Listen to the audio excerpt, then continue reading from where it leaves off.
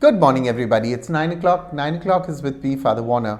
Today, we celebrate the conversion of Saint Paul. I entitled today's teaching, The Rest, as they say, is his story. So, the rest, as they say, is history. Now, Saul became Paul and he shaped our life. Our attempt here this morning is to see what shaped Paul's life. So we are looking at today the historical Saul who was converted from Judaism to become Christ's most ardent follower. He was literally an ambassador for Christ, whose mission, as we know, was to the Gentiles, and that is the reason why Saint Paul is often called the apostle to the Gentiles. Now, Paul was born Saul. He grew up in the city of Tarsus. Tarsus is somewhere southwest of modern-day Turkey. Now, at the time of Saint Paul, or at the time of Saul, Tarsus was a very fertile land, and Tarsus traded in textiles. Remember that Tarsus was governed by the Romans, perhaps even before Paul's birth. The city had a port, and this port brought great prosperity to Tarsus. Now, the fact that Paul grew up in a city and that he was well versed in Greek and philosophy really helped him win an edge over the more simpler disciples in Jerusalem. Later, his travels will see him in various cities in the Roman Empire, where he will be comfortably engaging literally a multicultural society. And this was also largely because of the background from which he came in. Now, Paul was a Roman citizen. The question often asked was, how did he come by his Roman citizenship?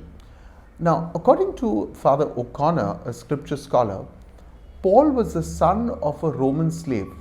By profession, he was a tent maker, indicating that perhaps his parents were also craftsmen. In all probability, Saul's parents were at some stage set free.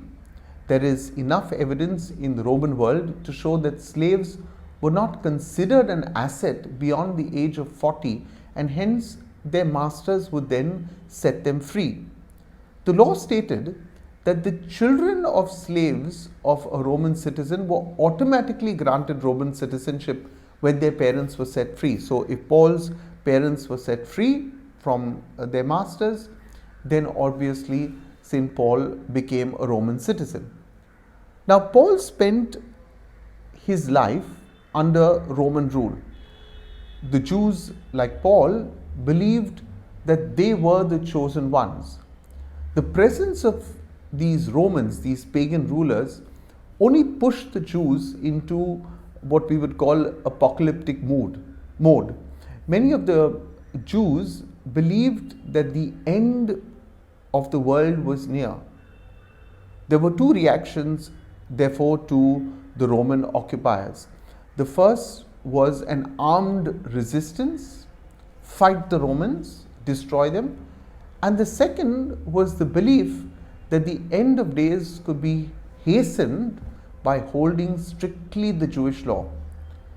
Paul was a believer of the latter. He, therefore, was a Pharisee. Keep the letter of the law, keep God's laws, keep his word, and God will bring about the defeat of the Romans.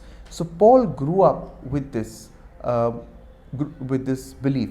Remember, those who took up armed resistance against the Romans were the Zealots. They were another group called the Zealots. And we have one of the apostles of Jesus was also from this group of Zealots. Now, the book of Acts tells us that Paul came to Jerusalem from Tarsus. It is suggested that he came to Jerusalem at a very young age, perhaps of 20, from a faraway land, from all the way from modern day Turkey, come to Jerusalem looking for his roots. And it is here that he develops his first taste for Jewish law. It is here that he encounters a rabbi called Gamaliel. We read of Gamaliel in Acts chapter 5.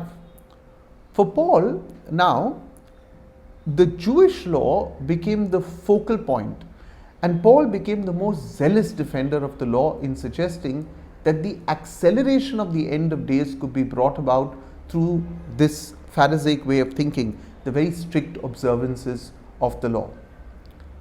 It is in Jerusalem in the year 32 that Paul encounters now a radical new Jewish sect, followers of a Jewish rabbi called Jesus. This sect stands as a direct threat to all of Paul's beliefs and what he has always held dear. Paul's anger stems from this misguided belief that Jesus was the Christ, the Messiah. And that being so, the law of Moses for this new sect almost seemed to have no relevance.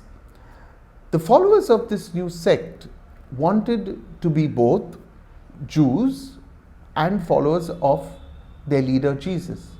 Paul's answer is an emphatic absolutely no. For him, the followers of Jesus are heretics, they must be wiped off the face of the earth. And then an opportunity presents itself in the stoning of a man called Stephen, who was very successful in converting the Jews to this new thought, this new teacher, Jesus.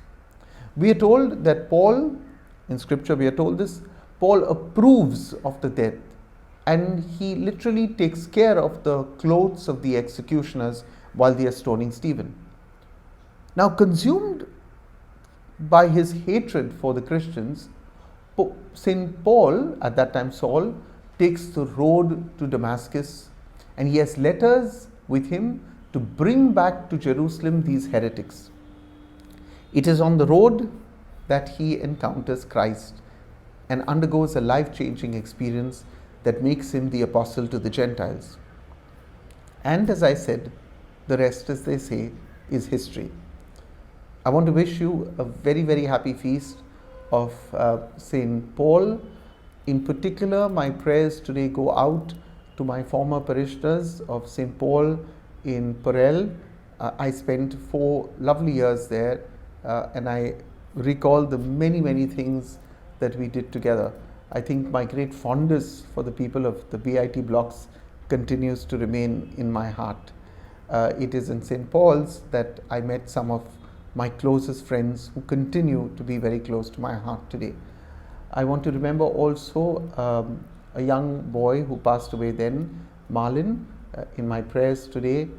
He was a dear friend, and I continue to hold him in my prayers.